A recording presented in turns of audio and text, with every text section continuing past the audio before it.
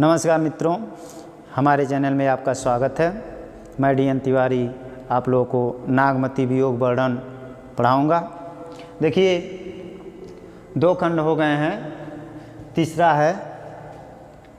तो आज पुनः आप लोगों को संदर्भ बता दे रहे हैं। इसका संदर्भ होगा प्रस्तुत काव्यांश मध्यकालीन काव्य के नागमती वियोग वर्णन खंड से अवतरित है। इसके रचयिता भक्तिकाल के निर्गुण धारा के प्रेमाश्रयी शाखा के प्रमुख कवि मलिक मोहम्मद जायसी जी हैं। प्रसंग देख लीजिए।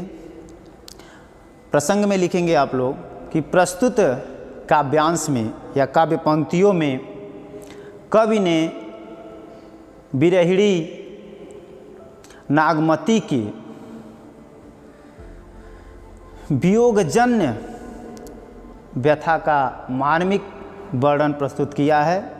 इसमें कवि ने प्राकृतिक घटनाओं को भी, जैसे बादल का गरजना, तीव्र बारिश होना, चमकना, इन सब के द्वारा नागमती को और अधिक वियोगजन्य प्रस्तुत किया है। तो चलिए हम इसकी व्याख्या देखते हैं। व्याख्या देखने से पहले हम इसको पढ़ देते हैं। चढ़ाया आषाढ़ गगन घन गाजा, साजा बिरह धुंध दल बाजा, धूम सम धौरे घन आए, सित ध्वजा बग पाती दिखाए, हो खड़ग बीजू चम कै चहुरा, बूंद बांध बर सही घन घोरा, ओ नहीं घटा आई चहु फेरी, कंत उबारू मदन हो घेरी, दादुर मोर कोकिला पीऊ, गिरे बीजू घट है न जीऊ, पुष्य नखत सिर ऊपर आवा, हौ बिनु नाह मंदिर को छावा, अद्रा लागी लागी भूले, मोहि बिनु पीऊ को आदर दे, जिन घर कंता ते सुखी, तीन गा रो गर्व, कंत पियारा बाहिरे, हम सुख भूले सब। चलिए अब इसका अर्थ हम लोग देख लेते हैं।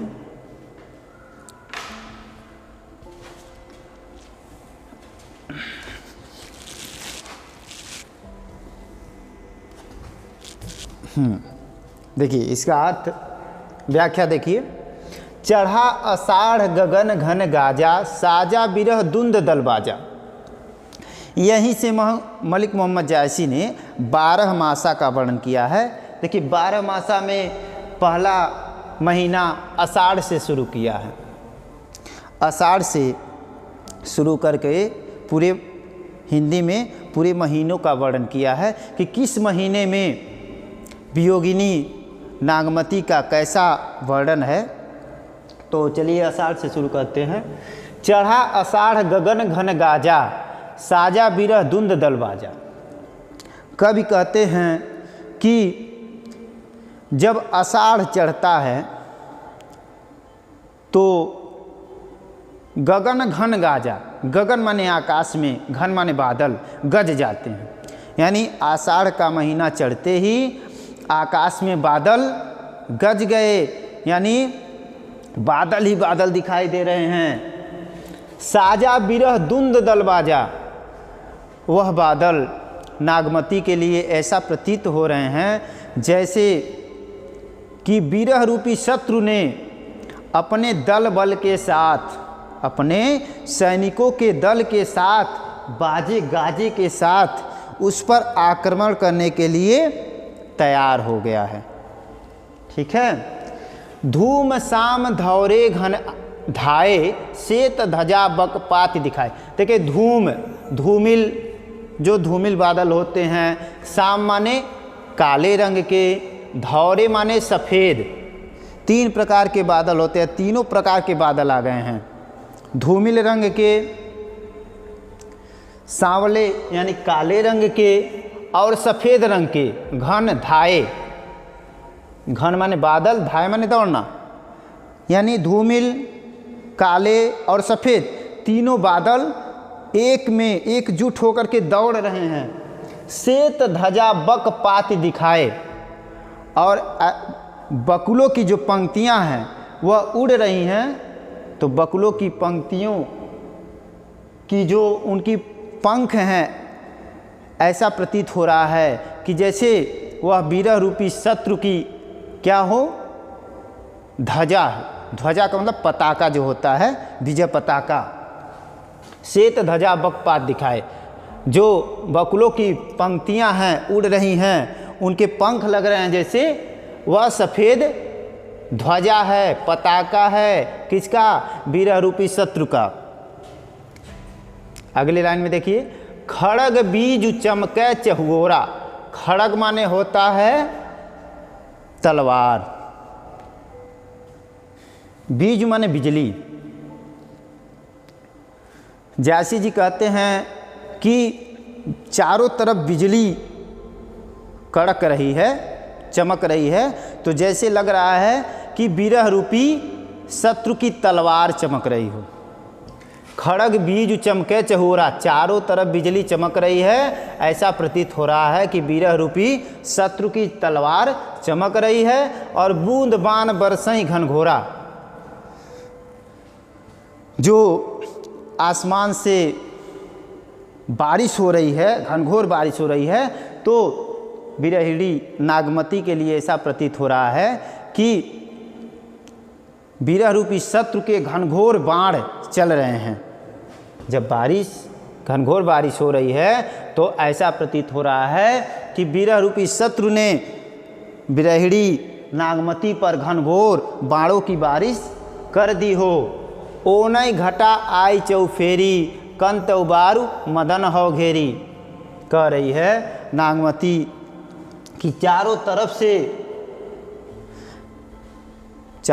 से बारिश का मौसम हो गया है और चारों तरफ से घटाएं घिर गई हैं, मुझे चारों तरफ से घेर ली हैं, घूम फिर कर मेरे ही तरफ आ रही हैं। कंत माने पति, उबार बचाओ, मदन माने कामदेव। हे पति तुम मुझे उबारो, बचाओ। मदन माने कामदेव ने मुझे घेर लिया है। कामदेव कौन है भाई? कामदेव भगवान विष्णु के पुत्र हैं, जिसने संपूर्ण सृष्टि को अपने वश में कर लिया है। ठीक है। जिनके अंदर प्रेम का उद्भव होता है तो कामदेव के द्वारा ही होता है। रामचरितमानस में तुलसीदास जी ने लिखा है, काम कुसुम सायक धनुलीन है, सकल भुवन अपने बस कीन है।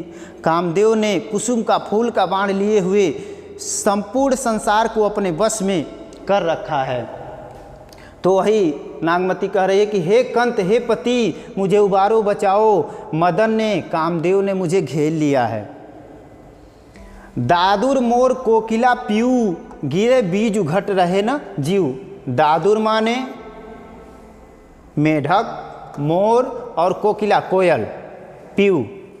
बारिश का मौसम आ गया है।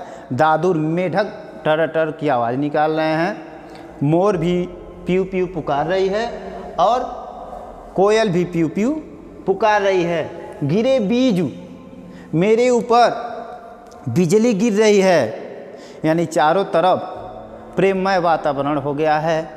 सभी पक्षियाँ अपने प्रियतम को पुकार रही हैं, तो मेरे ऊपर जैसे कि बिजली गिर रही हो। घट रहे न जीव, गिरे बीज घट रहे न जीव। जब बिजली गिर रही है तो मेरा जो हृदय है वह घट जा रहा है, लग रहा है समाप्त हो जाएगा, मेरा जीव अब नहीं बचेगा। पुष्य नक्षत्र सिर ऊपर आवा, हव बिन नाह मदिर को छावा। पुष्य नक्षत्र सिर ऊपर आ गया है, यानी पुष्य नक्षत्र अब आने वाला है, चढ़ने वाला है। उसमें और अधिक घनघोर बारिश होगी।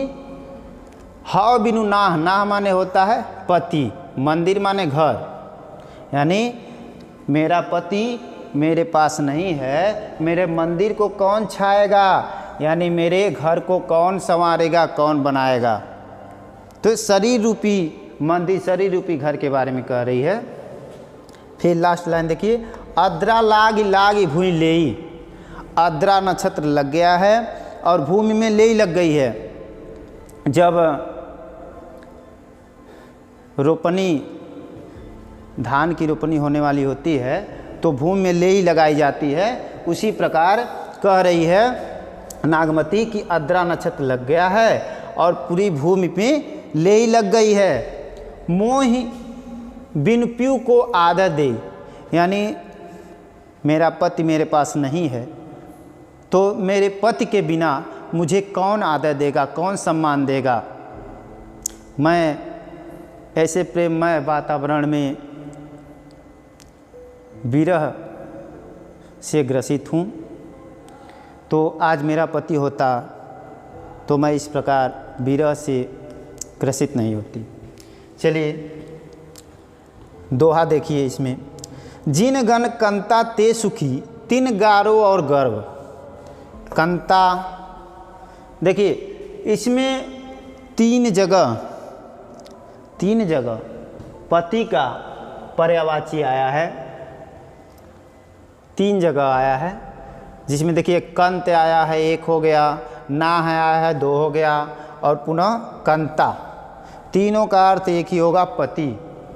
तो जिन घर कंता ते सुखी, तिन गारो और गर्व। नागमती कहती है कि इस वातावरण में, इस मौसम में जिनके घर जिनके पति हैं वह बहुत ही सुखी है, खुश है। तिन गारो और गर्व, उसको अपने आप पे बहुत ही गर्व है, घमंड है। कंत पियारा बाहिरे, हम सुख भूला सर्व। लेकिन मेरा जो कंत है, पति है, वह तो बाहर है। स्त्रियों का सबसे बड़ा श्रृंगार उसका पति होता है। तो इसलिए नागमती कह रही है कि जिनके घर, जिनके पास, जिनके पति हैं वह तो बहुत ही सुखी है, खुश है। मेरा पति, प्यारा पति जो है वह तो बाहर है, इसलिए मैं सब सुख, सब उल्लास, खुशी भूल गई हूँ। मेरे जीवन में अब कोई खुशी ही नहीं रह गई। चलिए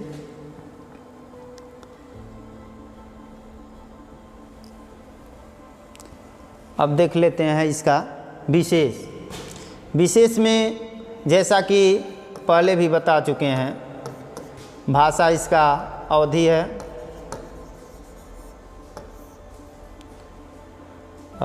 रस तो संपूर्ण में वियोग ही है।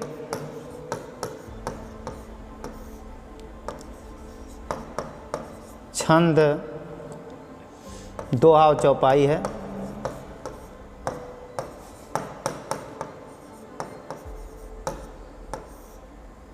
और देखिए इसमें नक्षत्रों का वर्णन किया गया है कि आद्रा नक्षत्र लग गया है। कौन कौन नक्षत्र लग गया है कि पुष्य नक्षत्र लग गया है, आद्रा नक्षत्र लग गया है। ठीक है, इसमें भी नक्षत्रों का वर्णन किया गया है। और इसमें जो प्राकृतिक घटनाएं हैं जैसे बादल का गरजना, तड़कना, घनघोर बारिश होना,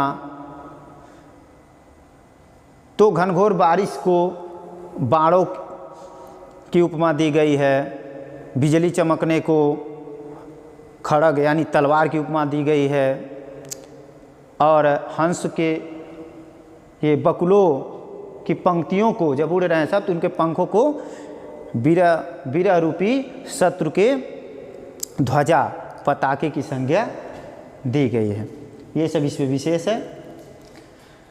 चलिए आज का प्रकरण यहीं पे समाप्त करते हैं। अगले वीडियो में कल पुनः मिलेंगे। तब तक के लिए नमस्कार, धन्यवाद।